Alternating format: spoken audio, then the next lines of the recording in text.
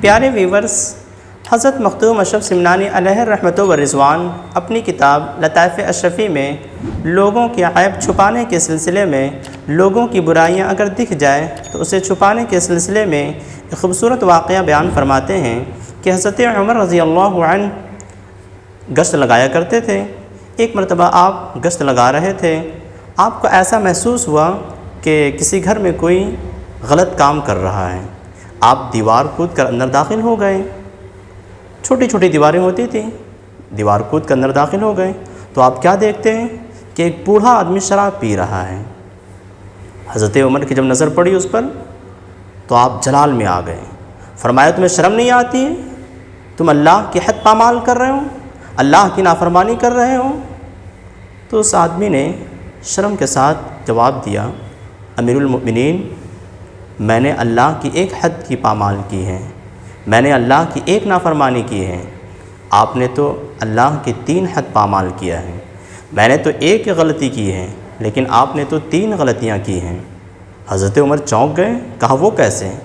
تو اس بوڑھے شخص نے کہا کہ آپ دیوار کود کر آئے اور اللہ نے حکم دیا وَأْتُوا الْبُيُوتَ مِنْ أَبْوَابِهَا کہ جب کسی کے گھر میں داخل ہو تو دروازے سے داخل ہو، اور آپ دیوار کود کر آ گئے۔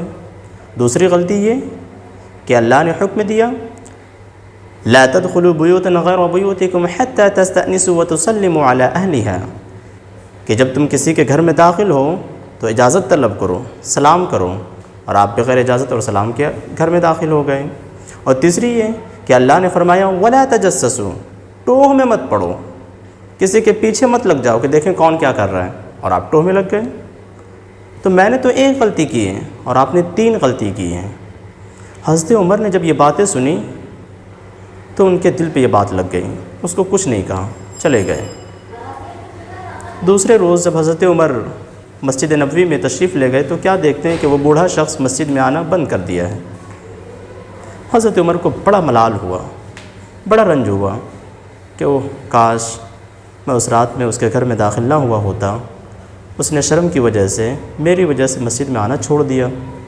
حضرت عمر کو بڑا دکھ ہوتا تھا، بڑا افسوس ہوتا تھا۔ بڑے دنوں کے بعد ایک دن حضرت عمر مسجد نبوی میں بیٹھے ہوئے تھے تو کیا دیکھتے ہیں کہ وہی بوڑھا شخص چلا آ رہا ہے۔ اس کو بلایا، ادھر آؤ ادھر آؤ، بلایا اور کان میں کہا اس ذات کی قسم جس کے قبضے قدرت میں میری جان ہے، میں نے جو کام کرتے ہوئے تمہیں دیکھا تھا میں نے کسی سے نہیں بتایا، میں نے کسی سے نہیں کہا۔ اس بوڑھے شخص نے بھی حضرت عمر فاروق کے کان میں کہا اے امیر المؤمنین، اس ذات کی قسم جس کے قبضے قدرت میں میری جان ہے، اس وقت سے لے کر آج تک میں نے شراب کی طرف نظر اٹھا کر نہیں دیکھی ہے۔ تو یہ تبدیلی اس کے اندر کیوں پیدا ہوئی؟ عیب چھپانے کی وجہ سے۔ تو مختوم پاک نے فرمایا اگر کسی کا کوئی عیب دکھ جائے تمہیں، کسی کے کوئی برائی تمہیں معلوم ہو جائے تو اس کو چھپانے کی کوشش کرو۔ ہماری اور آپ کی صورتحال کیا ہے کہ جب ہم کسی کی برائی کو دیکھ لیتے ہیں تو جب تک ڈھنڈورا نہ پیٹ دیں ہمارا پیٹ کا کھانا ہضم ہی نہیں ہوتا ہے۔ تو مختوم پاک کے اس بیان کو ہمیشہ اپنے ذہن و فکر میں رکھیں۔